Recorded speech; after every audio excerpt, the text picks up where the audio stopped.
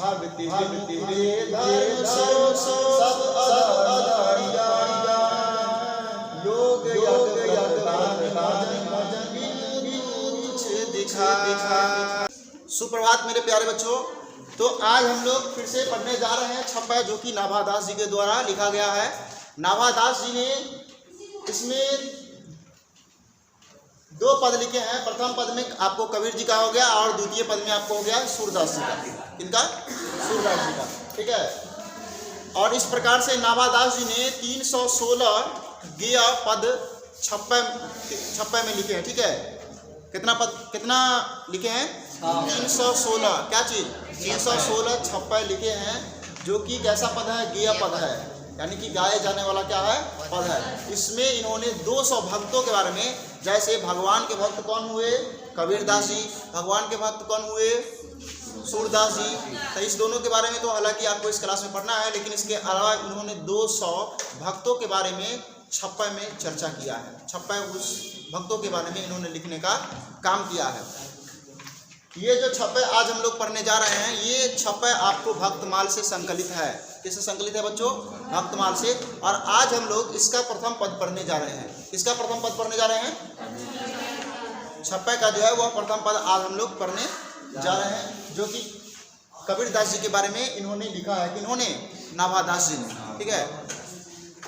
देखिए, इसका पहला पंक्ति जो है वह लिखा गया है, भक्ति विमुख जे धर्म सो सब अधर्म करी गाय। हालांकि ये गेय पद है, तो इसको गा करके पढ़ना चाहिए। तो देखिए, पहले हम पूरे लाइन को गा करके आपको पढ़ के सुनाते हैं, फिर इसको हम बारी बारी से एक एक पंक्ति को क्या करेंगे? समझने का काम करेंगे। ओके, ठीक है बच्चों। देखिए क्या लिखा गया है, भक्ति जे धर्म सो सब अधारिया योग दिखा। प्रमाण रमाय सब साक्षी पक्षपात नहीं सब गीत भाषी आरूढ़ साय जगत तनिक देख बनी कबीर ज्ञानी दर्शन।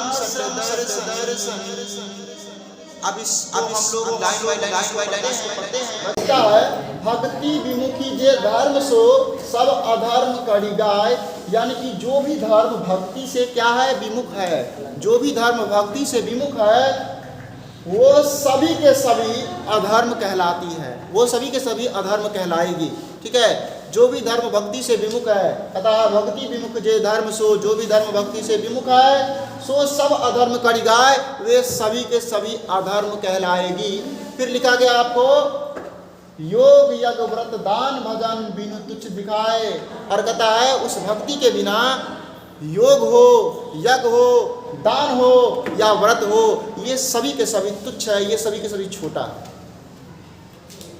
अगर भक्ति नहीं हो तो ये सभी के बिना ये सब के सब जो छोटा है, यज्ञ हो, व्रत हो, दान हो, ये सब के सब जो है वह तुच्छ है, ये सब के सब क्या है? छोटा है, ठीक है। यदि क्या है? भक्ति से विमुख है तो। फिर यहाँ पे कहा गया है, हिंदू तुरक प्रमाण रमैनी शब्दी साकी।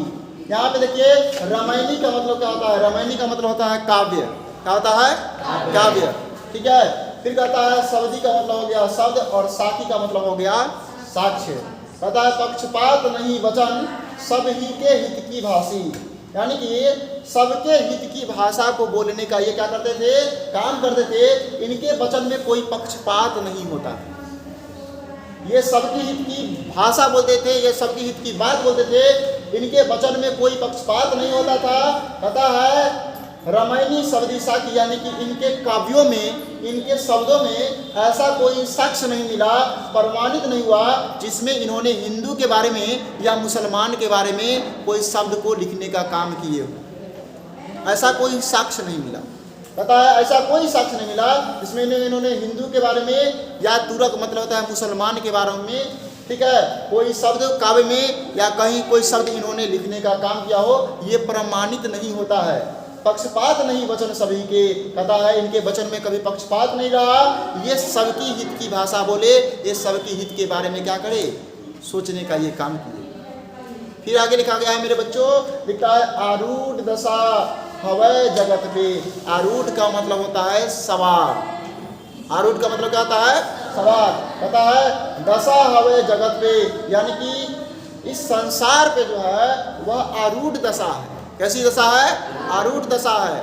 मतलब लोग जो है वह पक्षपात करते हैं, इस संसार में लोग जो है वह क्या करते हैं, पक्षपात करते हैं। जब आपकी विपरीत परिस्थितियां आ जाएगी, ठीक है, तब आप क्या करते हैं, उसी की भाषा बोलना क्या कर देते हैं, शुरू कर देते हैं। उसी को यहाँ पे कहा गया है आरूढ़ दशा।